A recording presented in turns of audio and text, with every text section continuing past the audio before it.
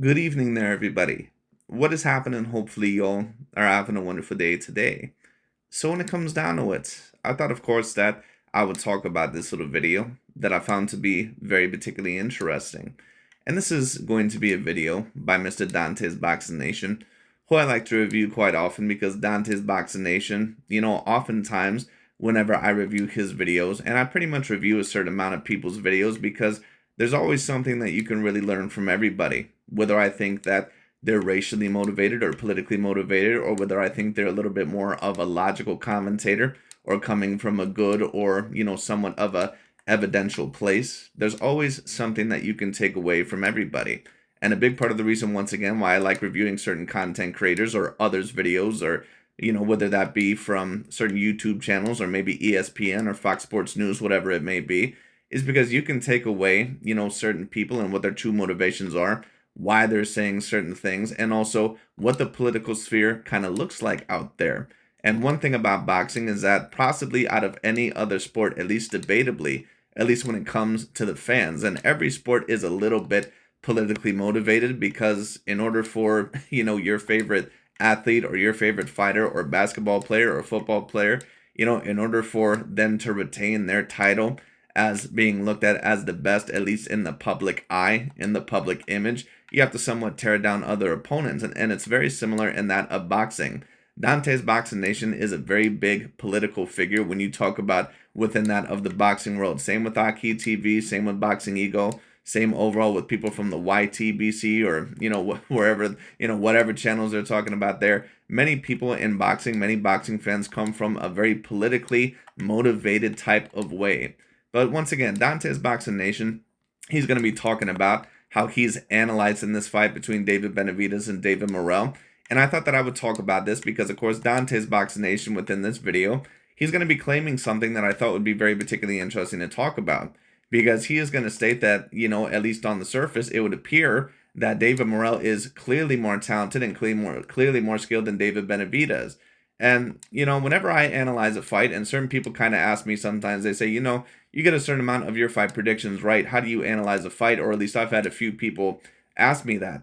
Well, and I'm not a person that gets every fight prediction right. There's even been times where I've been on a little bit of a bad streak. Of course, I'm not a person that gets every prediction right. I don't think anyone does.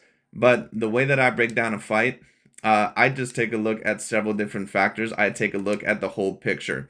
And when you talk about, breaking down a boxing fight, but also breaking down, also pretty much any battle or any sport, you can't just take a look at one or two factors. You have to take a look at about 20 different factors. When you take a look at a fight, you have to take a look overall, not only how skilled that opponent is, but how do they react overall when they start getting hit? Are they going to retreat? Are they going to start, all of a sudden having their mind scrambled like what an Adrian Broner or a Zab Judah did?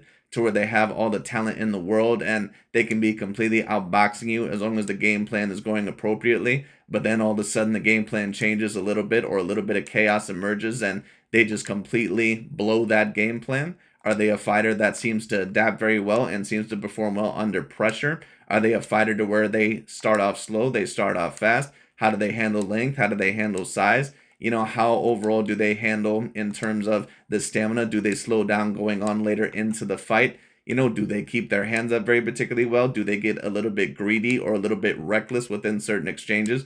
These are all certain things that you have to take a look at. And also not even talking about, is this fighter going up a weight class? Is he getting heavier? Is he getting lighter? Is he being drained? How is he going to deal with this particular style? Pretty much everything. You have to take a look within a multitude of factors. But the way that you break down a fight, at least if you want to do it relatively accurately, at least somewhat within my view, you can't just take a look at one or two factors. You have to take a look not only at both of the fighters' skills, but you also have to take a look at what more than likely they're going to do against certain styles or against certain people within the ring. And you also have to take a look at the psychology and the philosophy of that particular fighter. And when you understand that, it'll be a little bit easier or a lot easier to really break down how the fight is really going to go, but especially if you know their particular skill set. But this fight is going to be very particularly interesting, and a big part of the reason why that is because a lot of the times when bigger fights end up happening in boxing, it's oftentimes a lot more harder to really pinpoint who's going to win the fight because the psychology is just going to be completely different. For example, Mike Tyson, when he was around during the 80s, he pretty much was running over dudes like Pinkleton Thomas and Tony Tubbs and all these other guys. But whenever he got in the ring with a guy that actually fought back with him, and a guy that actually believed that they could beat him, like an Evander Holyfield or a James Buster Douglas, it looked completely different. On the surface, David Morrell, I think, looks exceptionally talented. And I think also on the surface, David Benavidez looks exceptionally talented. But the thing is who is going to win this fight and why? Well, I'm going to give my little breakdown, at least overall, if I was going to make an early prediction of who I think is going to win and why, and we're going to break it down. And we're also going to see Dante's point of view as well. But let's get into it. Let's see what Mr. Dante's Boxing Nation has to say. All right.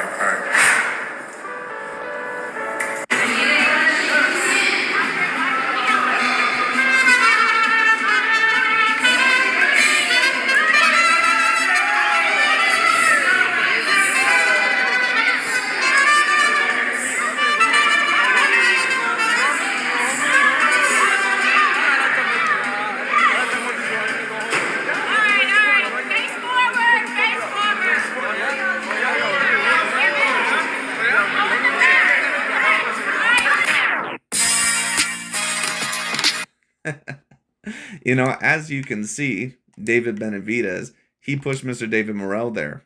And what I'll state is this. If you pay attention overall to David Benavidez, a lot of the times in the lead-ups to his fights, he oftentimes does like to berate or try to get under the skin or even bully his opponents like Caleb Plant or Demetrius Bubu Andrade. Now, sometimes he will treat them with respect like what he did to Demetrius Bubu Andrade. But David Benavidez, it's very clear that he does like to get under the skin of his particular opponents.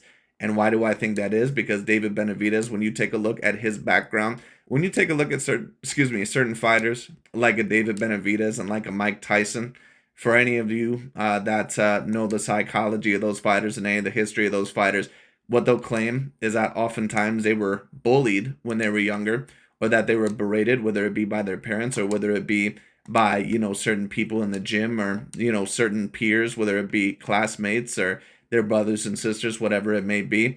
And it pretty much turns them to the point to where, they kind of like to bully certain people back because it's almost a certain way of getting a little bit of revenge. Mike Tyson was a very similar way. That's why people used to say that Mike Tyson fights with, like someone, used to rob him. They said that because of Mike Tyson's mind. He was there to kill you. Mike Tyson wanted to put the amount of pain on people overall that once upon a time was bestowed on him. That's the mindset of some of these fighters. David Benavidez has the same thing because not only was it revealed at one point in time that Jose Benavidez, who's his father, I believe, Jose Benavidez Sr., not only was it revealed that he was a little bit too hard on his boys growing younger or when they were growing up, but on top of that David Benavidez used to be a chubbier boy when he was younger and that he was bullied. And it's very clear that that affected David Benavidez to a certain degree and that there's still a little bit of that within him that has a little bit of a chip on his shoulder or still thinks that, overall that, people still somewhat think of that of me. And I think that that is a reflection of what David Benavidez does because he definitely sometimes bullies his opponents. And I think that it also comes out in his fighting style. A lot of the times overall, the way that someone plays basketball, the way that you may see them do art, the way that they may direct a movie, or the way that, overall they may paint a painting, or the way that they may box, it's a reflection of their philosophy and their psychology of life. And David Benavidez, he's a little bit of a bully and a bully fighter because that's what he went through when he was a little bit younger. And that's why certain fighters like Mike Tyson, David Benavidez, overall, once again, that's why they always fight with quote-unquote bad intentions, because that experience from childhood and many experiences from childhood never truly leave us.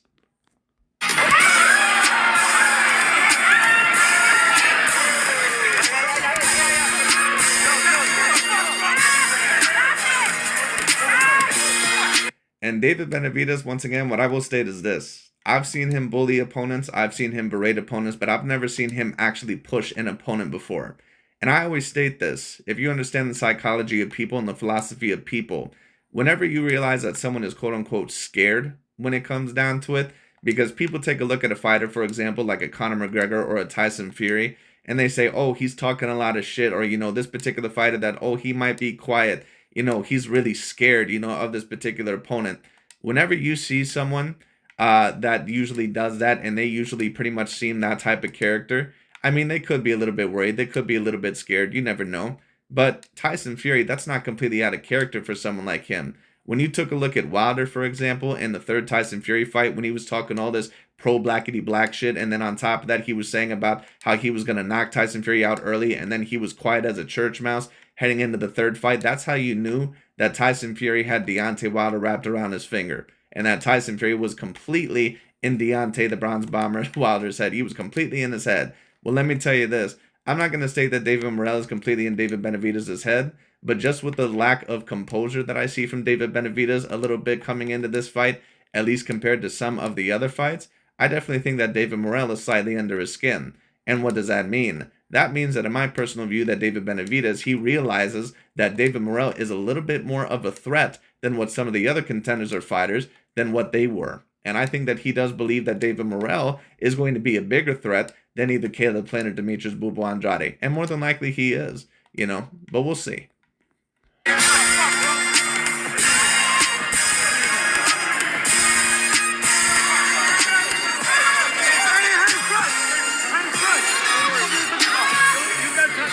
Also, by the way, very particularly interesting how DontaesBoxingNation, for those of you that remember, whenever it came to PED allegations about a Fury or a Canelo, or even Inoue, when it was never proven, they were trying to smear Inoue's name by saying that he's possibly on PEDs because he fights in Japan. But there's been a couple of fighters, including David Benavidez, that recently overall has talked about David Morrell apparently not taking random drug testing and possibly being on PEDs. And DontaesBoxingNation has barely mentioned it. There's no criticism towards David Morrell. There's nothing like that. And Dante always loves to give you this bullshit about how he roots for his country and all this other stuff. Dante roots for black American fighters. He roots for black fighters in general. You're sitting here telling me, DontaesBoxingNation, that you're actually rooting for David Benavidez because he's a Mexican American. He was born here over David Morrell, someone that was from Cuba, but who's a black fighter. Like, give me a fucking break. You can tell the way that DontaesBoxingNation is talking within this video that he's clearly rooting for David Morrell. And I don't think that he has a grind, an axe to grind with David Benavidez or anything. But of course, he's just rooting overall for a fellow black fighter. And I don't think that there's anything wrong with that. But don't give me this bullshit and then try to guilt trip all these people about, oh, you should be rooting for your country, when you know damn well that you're just as racially motivated as anybody else. So just give me a fucking break. At Kohl's Ultimate Clearance Event, experience the thrill of the hunt. Save up to 7...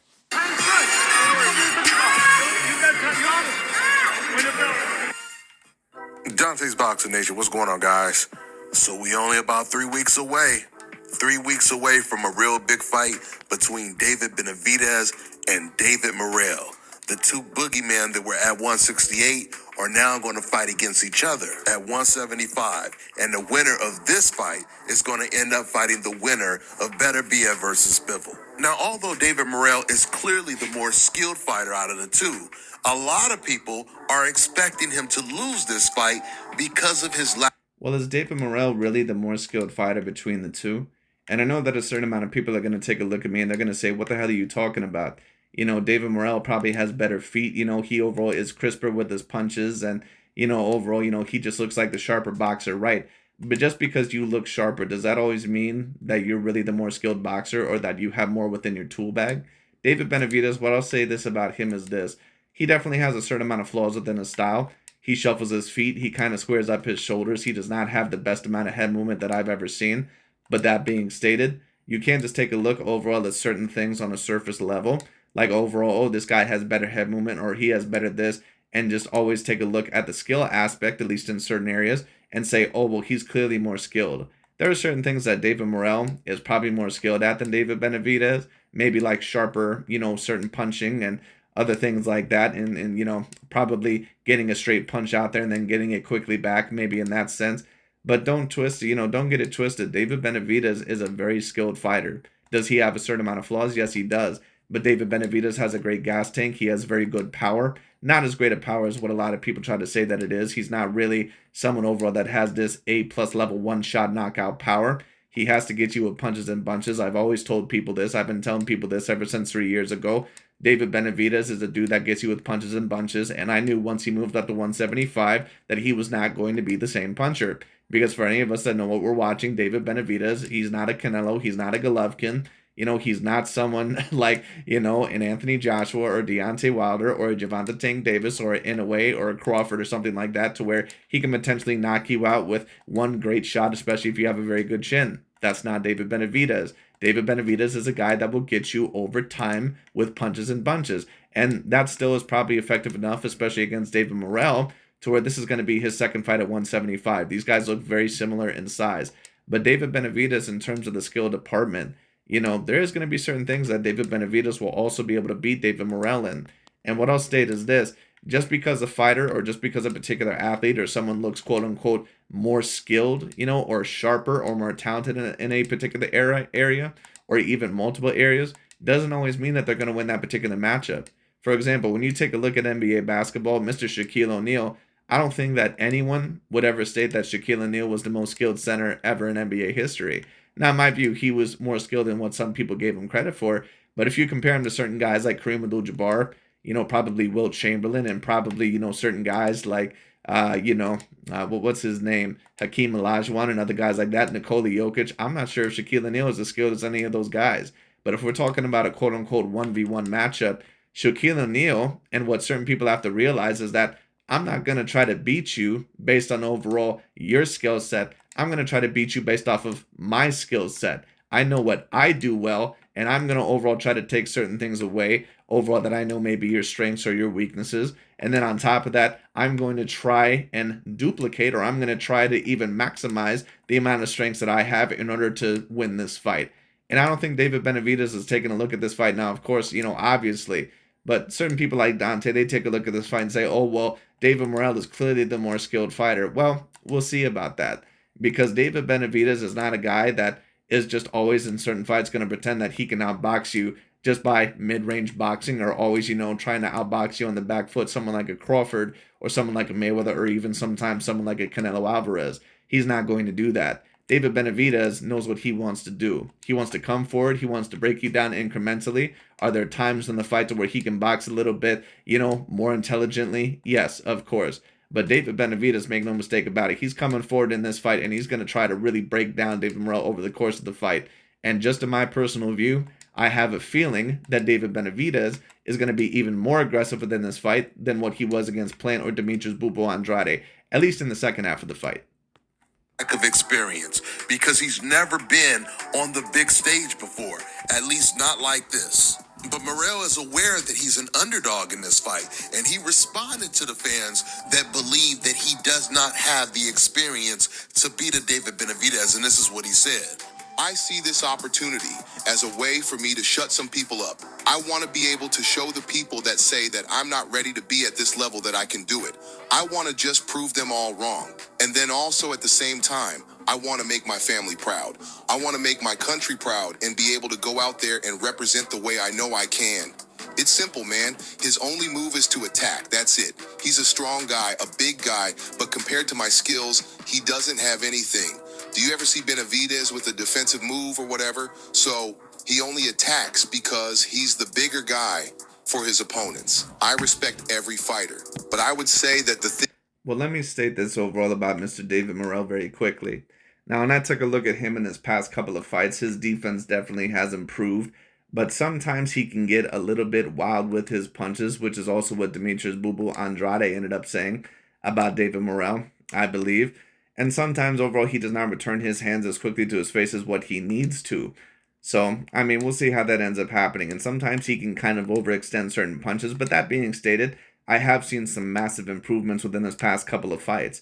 But the real question that I have about David Morrell within this fight is, first of all, how is he going to react to a style like this? Because he's never been in the ring with an A-grade level fighter. He pretty much has been in the ring with 11 bums and pretty much overall outperformed them. But I mean, if you're a talented fighter like a David Morrell, who pretty much can't do that, that's pretty much a walk in the park. So first of all, not only are you going to be fighting your first A-grade level fighter, you're going to be fighting a great athlete in David Benavidez. And on top of that, you're going to be fighting possibly one of the worst styles that you really can get in the ring with in terms of overall a fight like this. Because yes, David Benavidez in certain things, is he someone like a Mayweather that is probably as crisp or as boxing smart as a Mayweather or a Canelo or someone like a Pacquiao or a Crawford or an Usyk or something like that? No, he's probably not on those guys' level in terms of complete boxing IQ or boxing ability.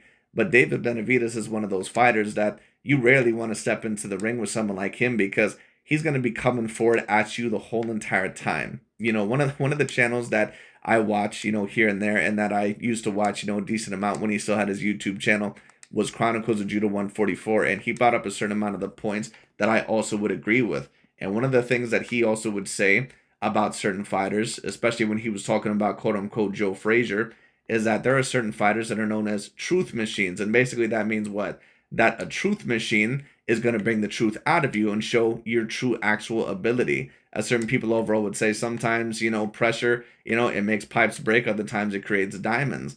So the question will be about David Morrell. Is he going to break or is he going to turn into a diamond within this fight? Well, we'll personally see. It'll be very particularly interesting. But, David Benavidez is a type of guy to where he is a truth machine fighter. Like, for example, Sean Porter was another one of those fighters. He's not the most technically sound fighter compared to some of the other fighters of his weight classes. He's not a guy that, in my view, is ever going to be top 10 level pound per pound. But he's a guy that's going to give everybody hell. If you notice Sean Showtime Porter, every time he got in the ring with the fighter, he gave them absolute hell. Whether it was Kell Brook, whether it was, Keith Thurman, whether it was Errol Spence Jr., whether it was Terrence Bud Crawford, Sean Porter is still one of Terrence Bud Crawford's most tough fights to date. And he had a way tougher time against Sean Porter than what he did against Spence because certain fighters, when they try to beat you in boxing ability, but they don't have the same level of boxing ability, it's going to look worse, even if they're more talented than other particular fighters like those brawlers or those guys that really try, overall to beat you up, because sometimes when you try to outbox a guy, that's even worse because that means that you're throwing less shots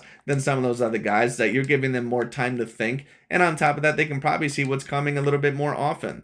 That's why Canelo Alvarez, for example, when he fought Mayweather, he tried to outbox him to a certain degree, and that was a very poor mistake on Canelo Alvarez's part because Floyd, was such a boxing master and he had such experience within the boxing ring. And on top of that, he had quicker feet than Canelo. Canelo, in my personal view, would have had a lot more, possible, what's the word that I'm looking for? Success against Mayweather had he really tried to press the charge, or had he tried to do that. But I mean, to be fair, I haven't watched that fight in a long time. Maybe Canelo did try to do that a little bit more than what I remember, but I can't personally remember. I don't know. But, once again, that's why you see certain fighters when they get in the ring with boxers and they end up doing worse than sometimes guys like brawlers. Like when Mayweather was in the ring against Maidana, he had two very competitive fights both times against Maidana. Like the first fight, I gave Mayweather it, but it was by the skin of his teeth. I think I had Mayweather winning that fight 7 rounds to 5. And I just recently watched that fight, I believe about a week ago. Tremendous fight. Thing I respect the most, not just from Benavidez, but from any fighter in any division, is the sheer fact of having the guts and the spirit to step into the ring and go hand to hand, face to face with an opponent that's at your level. So I'm going to respect that always from Benavidez and from any fighter in any division that is willing to face a challenge like that. Everybody is not easy, but I know this fight is going to be a knockout. It's really going to be a really, really tough fight. End quote. And it's that little combination that David Benavidez was throwing there.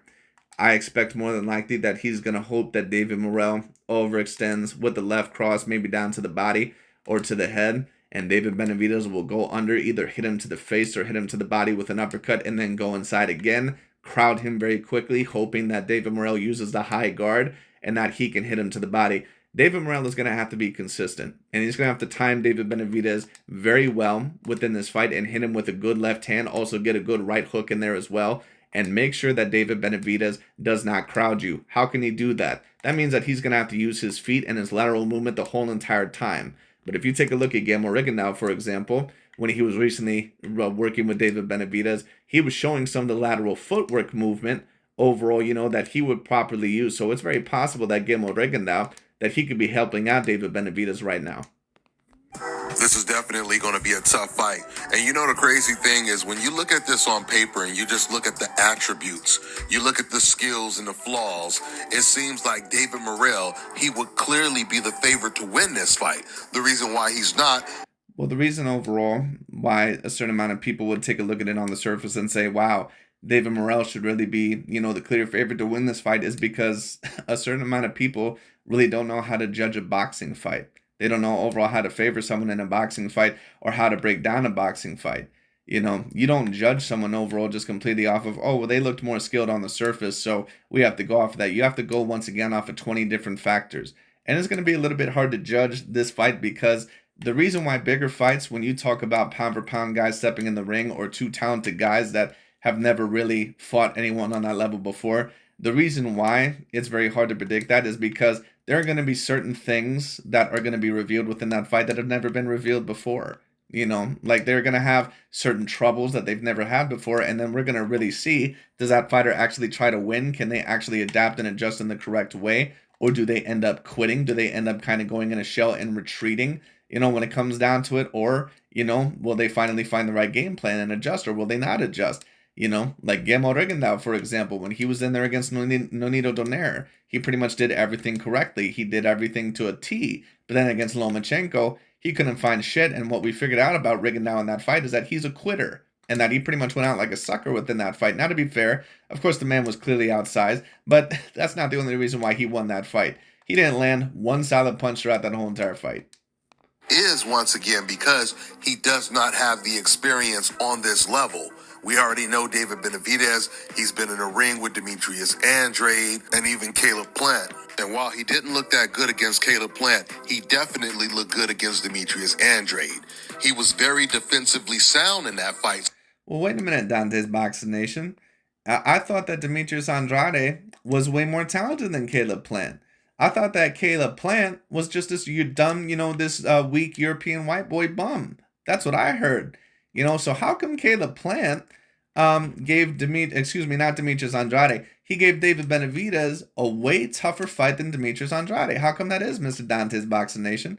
How come Caleb Plant can get in the ring with David Benavidez even after he's knocked out against Canelo Alvarez in a pretty brutal fashion, or was beat up in the second half of the fight? How come he can get stopped against David Benavidez, still give David Benavidez anywhere from 4 to 5 rounds, overall of toughness within that fight, a fight that was at the least 8 rounds to 4 when it came down to it? How come he can do that, but Demetrius Andrade can't fight past 6 rounds? I thought that Demetrius Andrade was 10 times the talent of a Caleb Plant. I thought that Andrade was this dude overall that was supposed to be that guy. It's almost like Demetrius Andrade and Caleb Plant, that there's no separation between them whatsoever.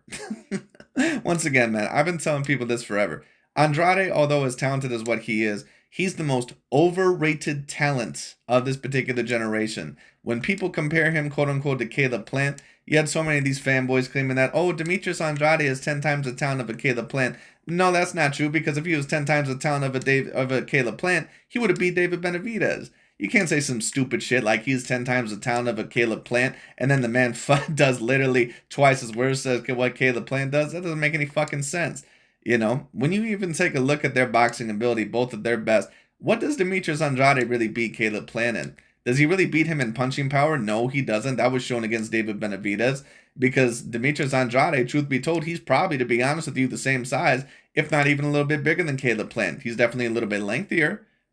So I mean, and he's a guy that fits very well at the middleweight division. He could easily fight at 168. How come his power didn't affect David Benavidez the way that Plant did? Now, to be fair, Caleb Plant was more acclimated to the weight class than what Andrade was. But still, if this dude apparently has this A-grade level punching power, why overall can he not, show it against Benavidez? Benavidez really wasn't backing up at all in that fight against Andrade. Caleb Plant had Benavidez backing up a couple times in their fight. So how come Andrade couldn't do it if he's allegedly this A-grade level puncher? Does he really beat him in hand speed? No, he doesn't really beat him in that. Does he really beat him in footwork? No, he doesn't really beat him in that. Does he really beat him in defense? I mean, you might be able to claim that to a certain degree, because Caleb Plant keeps his hands down quite a bit in certain times when he probably shouldn't. But also, stating that, what Caleb Plant has an advantage over Andrade is that he also doesn't throw some wild and greedy and risky punches and reckless punches in order to possibly get more offense in.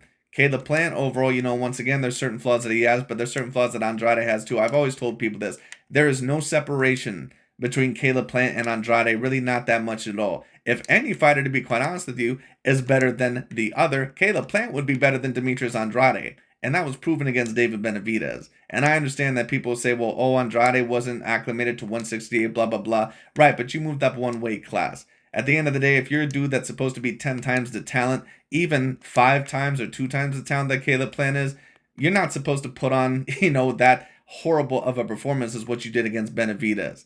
So come on. Surprisingly, David really didn't get hit with anything in the Andrade fight. which shows me that David Benavidez, he really steps his game up when he's fighting against better competition. He's going to do this. Right, and so what DontaesBoxingNation tried to do there is that, oh, well, he stepped it up against Demetrius Bubo Andrade. No, the reason why Andrade really didn't look that good against David Benavidez is because there really is not that huge of a separation between Plant and Andrade. To be honest with you, there really is no separation whatsoever. They're on the same level. But if one fighter is above the other, Andrade would not be above Plant. Plant would be above Andrade. Same thing against David Morrell, but David Morrell is a different kind of animal compared to Demetrius Andrade. First of all, David Morrell is the same size as David Benavidez.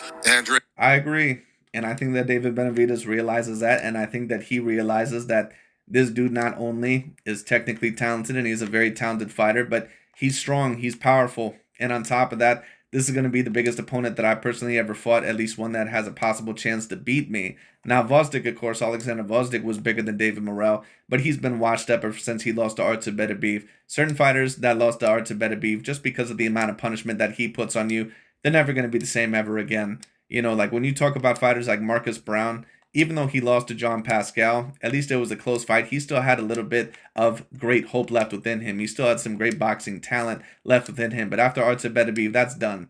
He's completely done. Alexander Gvozdyk is done. Pretty much anyone that goes through Beterbiev, they're pretty much over.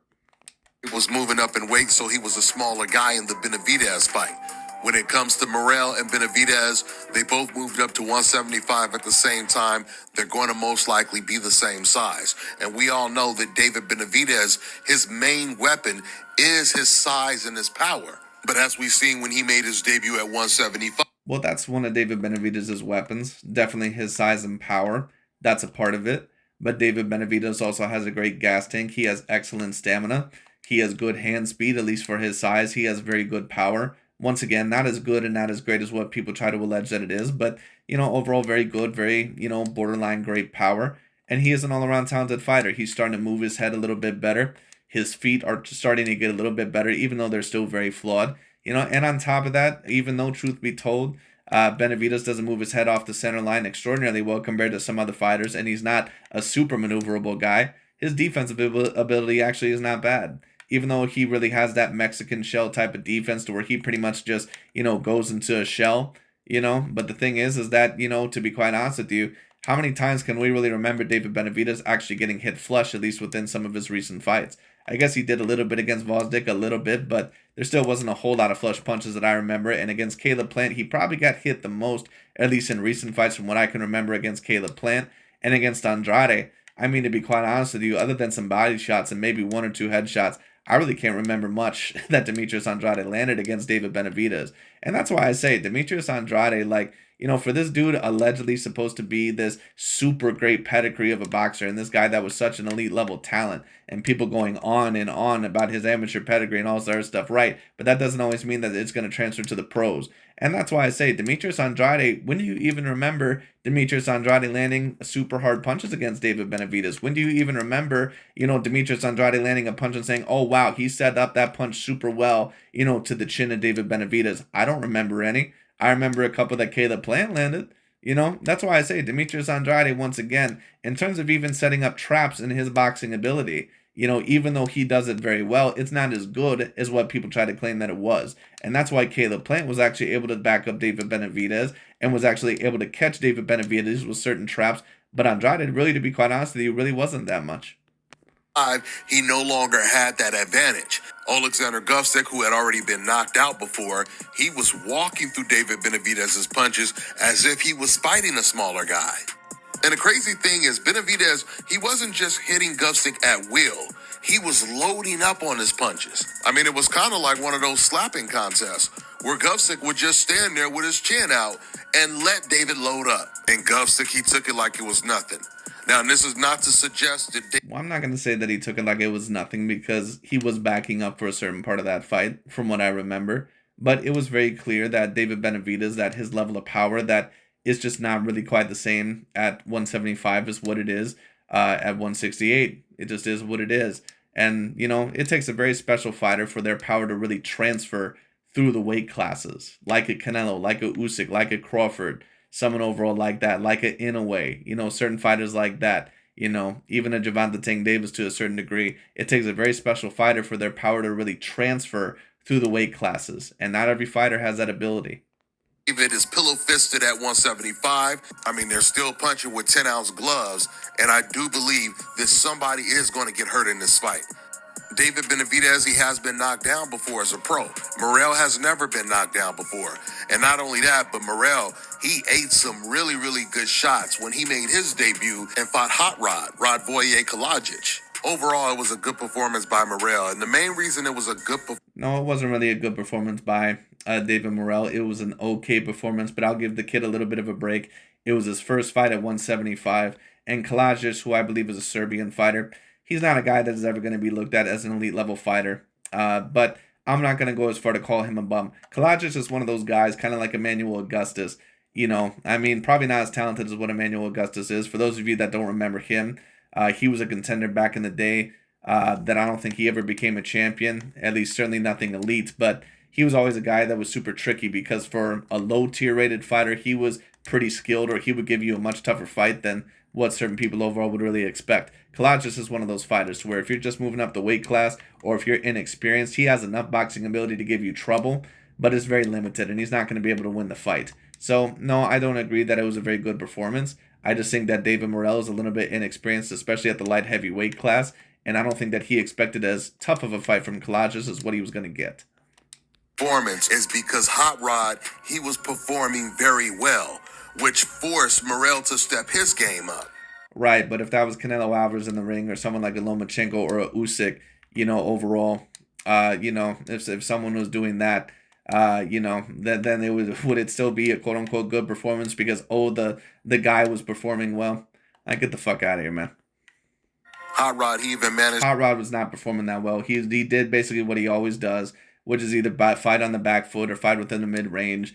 Overall, use his jab, use a good 1-2, kind of move around, but doesn't really do enough to win the fight. To win some rounds in the fight. In fact, the fight, it kind of reminded me of Crawford versus Madrimov. Just like Madrimov didn't really let his hands go that much. He stood there for the most part just feigning a whole lot. But because of that, you never really knew when he was going to throw a punch. And when you're fighting someone that cautious, it's easy to get caught with something off guard. This is kind of what happened in the Morrell fight. Morrell, he basically had dominated the first 4 or first 5 rounds. And then out of nowhere, Hot Rod started picking it up, for maybe the next 3 rounds. But once Morrell figured out what Hot Rod was doing, Morrell, he adjusted and he completely took over the fight, hurting Hot Rod multiple times. I believe David Benavidez, he's going to surprise people, and he's going to fight a very cautious fight against Morrell. Matter of fact, Morrell... I don't personally believe that. And the reason why I don't personally believe that is because when you talk about certain fighters like David Benavidez and the way that they like to fight, that's not how they think. Those type of guys don't fight cautious.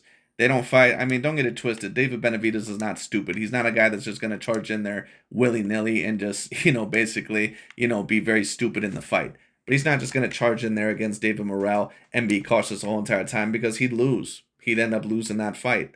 It is what it is. I think that the fight is going to start off a little bit cautious, but actually I think that David Benavidez, I think that more than likely that he's going to try to get off to a faster start than what he usually does, at least after the first couple of rounds.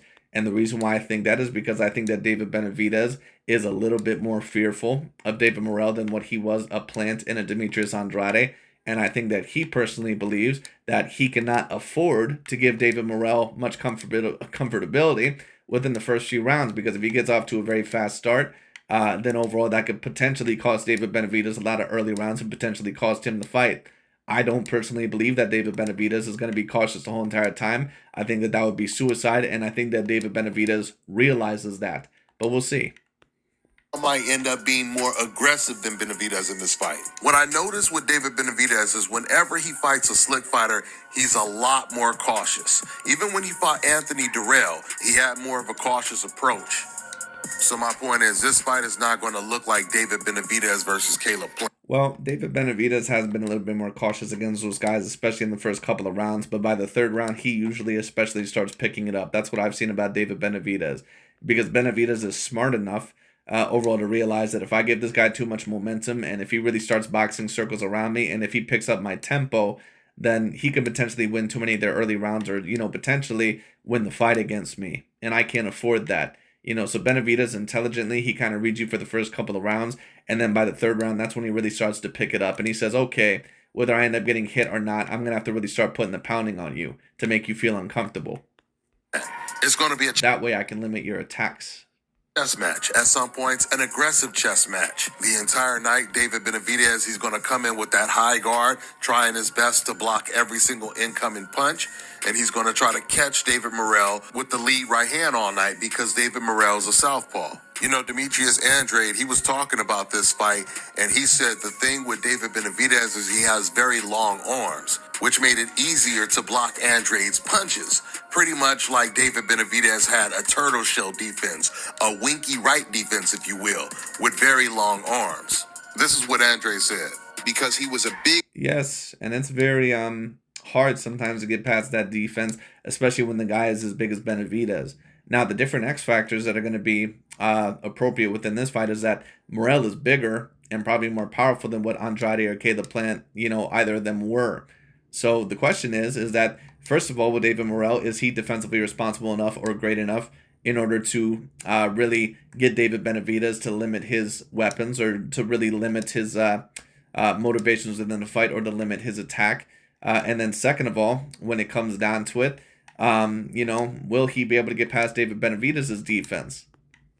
Which can be countered to a certain degree, but David Benavidez has found a very good way in order to pretty much keep punches off of him.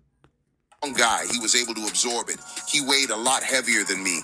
After Benavidez fought Did he really weigh a whole lot heavier than you, Demetrius Andrade? And maybe he did, but the thing is about Demetrius Andrade, once again, a great fighter to a degree, the most overrated talent hands down of this generation. Once again, all this fucking hype about him coming into this fight about, oh, y'all are going to see the real Demetrius Bubba Andrade. Yes, we certainly did. And we've seen what I've been saying about him this whole entire time. Great talent, A-grade level fighter. As anywhere near as great as what his fans tried to allege that he was? No. Alexander Gvozdyk at 175, he said, I can still make 168 because he felt the weight difference. He couldn't do what he can do when he's not the weight bully. Now, he's in a good matchup against David Morrell. It's two guys the same. And Demetrius Andrade can state all this shit about being a quote-unquote weight bully. Listen, I understand David Benavidez was heavier and bigger than you. But the thing is that, and isn't it so interesting, once again, these guys claim that Canelo was an average boxer and all sort of stuff, but they claim that he should be able to beat David Benavidez because he's a quote-unquote limited fighter and a flawed fighter. And he's 5'7" with a 71-inch arm reach. But Demetrius Andrade, who's like 6'1", 6'2", with a 74-inch arm reach, they give him the quote-unquote weight excuse. And don't get it twisted, once again, it's a little bit of a valid excuse because he was not, completely acclimated to 168 like some of the other fighters. But at the end of the day, when it came down to it, Demetrius Bubba Andrade, he was big enough, and allegedly he was supposed to be skilled enough to be able to handle it. So don't give me this shit about how overall David Benavidez was just so much bigger. At the end of the day, dude, you're a guy that could easily fight at the 168-pound weight class. So I don't want to hear any of that. Guys, I think David Morrell is talented. I understand if you get knocked down in the second half of the fight, or if it's 8 rounds to 4 or something like that. But the fact that you couldn't even last a second half of the fight, that you had to stop the fight after 6 rounds, give me a fucking break. I don't know if he has the experience to actually beat David Benavidez. Morrell is a big kid. He has decent speed, but he's a little wild with his punches. I agree. And so were you, Mr. Demetrius Bubba Andrade. That was one of your faults. That's why you would get knocked down or very badly hurt against certain fighters sometimes, like Ivana Martirosyan or Liam Williams, because sometimes you were not as defensively responsible as what you needed to be. Like I said, a certain amount of people, they take a look, at certain fighters, and immediately, because they look at them as either a Puerto Rican or a Mexican fighter or a Black American fighter or a Caucasian European fighter, they immediately, put them with certain labels. So if you're a Black American fighter, there are certain fighters that are labeled as great defensive fighters or super slick fighters when really they may not have that style at all. Like the Charlo brothers, people will say that, oh, they're of that, slick Black American boxing style. Not really. They try, but they're not super great slick fighters. And they say that Andrade and that Crawford, that, they're these super great defensive fighters. They've never been super great defensive fighters. Show me the fights where they're super great defensive fighters. Other than Crawford against Errol Spence Jr., he's gotten hit a little bit more than what he probably should have in some of his bigger fights, whether it be against Madrimov, or even against fighters that I really didn't think were that big of contenders, like Jose Benavidez or Felix Diaz or certain guys like that. Edis Velasquez, even against Sean Porter, he got hit quite a bit. Yuriorkis Gamboa, Demetrius Andrade. You could see this against Jack Kolke. You can see it against Vadas Martirosyan. You can also see it against other certain fighters like that, I believe, of Liam Williams. Show me where Demetrius Andrade has just ever been this great defensive fighter. I've never seen it. And that's a big part of the reason why I ended up getting my prediction right against David Benavidez, because I always seen him for what he was.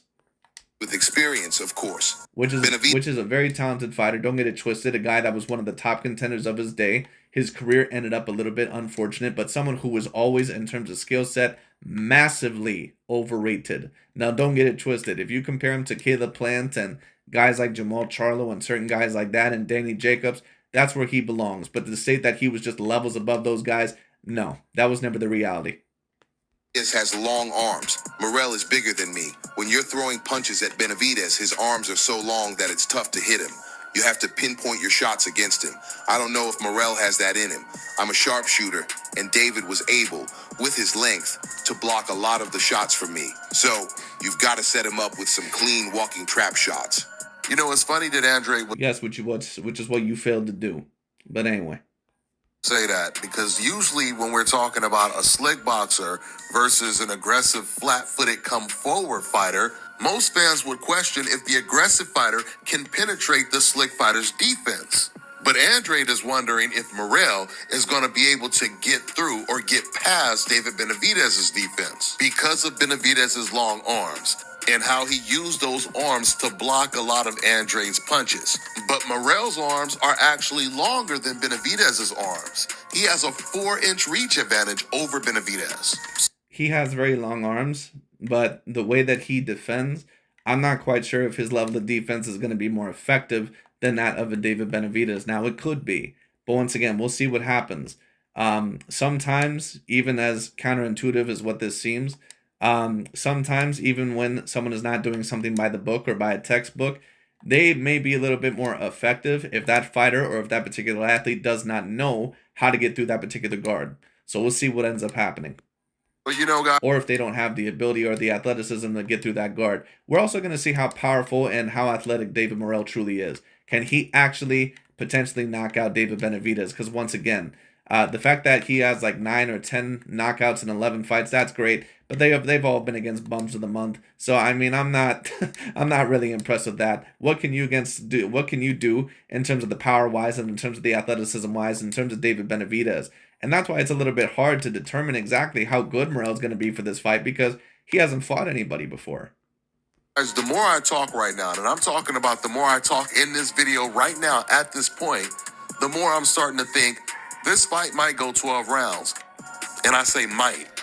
I think that it's very possible to go 12 rounds, but I think overall that if you're going to ask me who I think is more potentially going to get the knockout, I would say David Benavidez, because I'm wondering how David Morrell is going to handle that pressure, because it's a completely different type of style to face someone who's a pressure fighter that will give you a lot of opportunities and doesn't know how to cut off the ring very well and doesn't know how to do this and doesn't know how to do that. And then a guy that's just of that George Foreman style and someone that is going to be of that other style and just going to come at you the whole entire fight and just try to bulldoze you.